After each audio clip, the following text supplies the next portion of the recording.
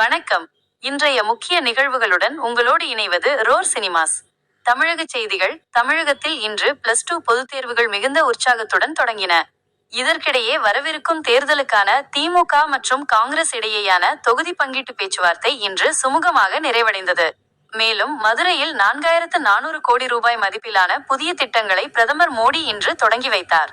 தேசிய செய்திகள்.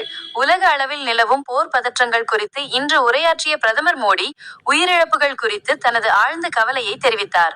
போரை விடுத்து அமைதி பேச்சுவார்த்தை மட்டுமே நிரந்தர தீர்வுக்கு வழிவகுக்கும் என அவர் உலக நாடுகளுக்கு வலுவான அழைப்பு விடுத்துள்ளார்.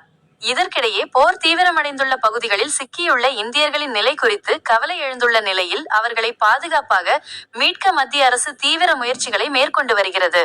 இதன் எதிரொலியாக இந்திய பங்குச்சந்தையில் இன்று கடும் சரிவு காணப்பட்டது. வணிகச் செய்திகள்.